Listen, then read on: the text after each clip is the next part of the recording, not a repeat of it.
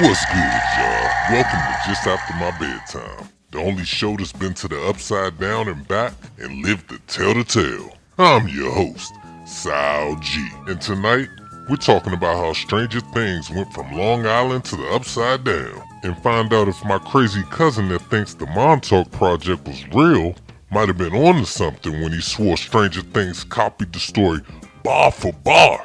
Now y'all know, with a subject of this magnitude, it's gotta go under our segment, Tinfoil Beanie. So where were we? Oh yeah, apparently back in the 80s, or as the kids today call it, the 1900s, folks said Camp Hero out in Montauk, New York was the real life upside down. Now apparently, government scientists were snatching kids, giving them psychic powers, and opening up wormholes. Look, to be honest, the only wormholes most of us saw in the 90s was in cartoons or in that one Goosebumps book, The Cuckoo Clock of Doom. But back then, in Montauk, the local kids swore Uncle Sam was out there training Junior X-Men. Then came the infamous Montauk Project books. Preston Nichols out here talking about the time travel and mind control. Meanwhile, the rest of us are just out here trying to time travel through that one friend's AOL dial-up tone. Cut to Stranger Things, which was originally called Montauk. The Duffer Brothers originally pitched it as a kids meets conspiracy meets coastline. But Netflix said, we can't afford Long Island permits, and Saved by the Bell moved to LA back in the day. So boom, Hawkins, Indiana it was. Or it is. Cheaper cornfields, same monsters, same psychic nosebleeds, and way more plaid. That's probably why Stranger Things feels like a mashup of MK Ultra, E.T., and every VHS tape you rented but never rewound. Government lab? Check. Psychic kid? Check. Upside down dimension? Check. Synth soundtrack so good you can almost smell the Crystal Pepsi?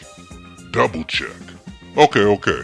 Before we ride this nostalgic bike any further, let's actually lay down the facts about the so-called Montauk Files. Because some of y'all treat this like it's in your history books between the Louisiana Purchase and Pokemon Red. Here's the real deal.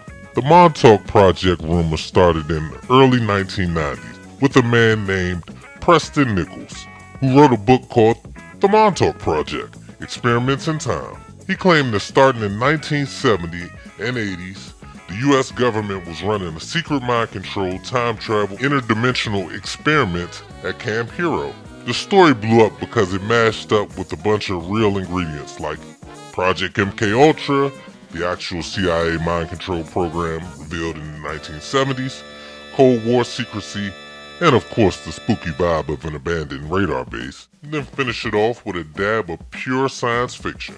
Unfortunately, it's no credible evidence that has ever shown any of this happened. Camp Hero's been turned into a state park. The only thing you'll find there now is joggers, seagulls, and people on Instagram doing abandoned building videos. But back in the 80s and the 90s, the Montauk rumor was catnip.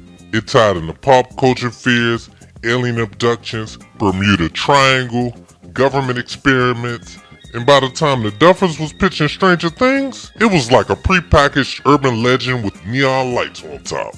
So the bottom line, the Montauk Project is a fascinating story, not a proven fact.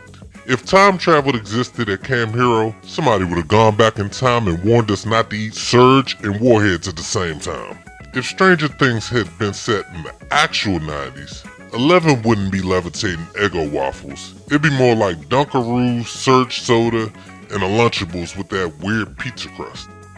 And instead of telekinesis to save the world, she just uses to blow dust out of her Nintendo cartridge or make her slap bracelet snap from across the room.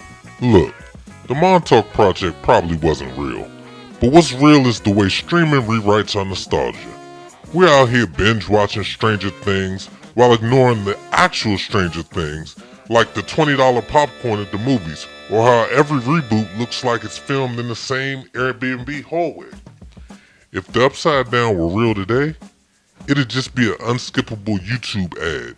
Dark, endless, whispering, skip ad in 5 seconds, while you spend the next 10 seconds trying to find the tiny button to skip. So was Stranger Things based on the Montauk Project? Absolutely. Well, sorta. Think of it like your favorite childhood cereal.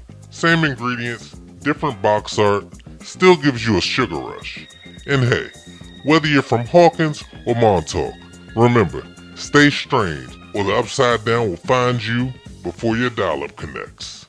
Man, y'all like, comment, and share. Y'all take care. Peace.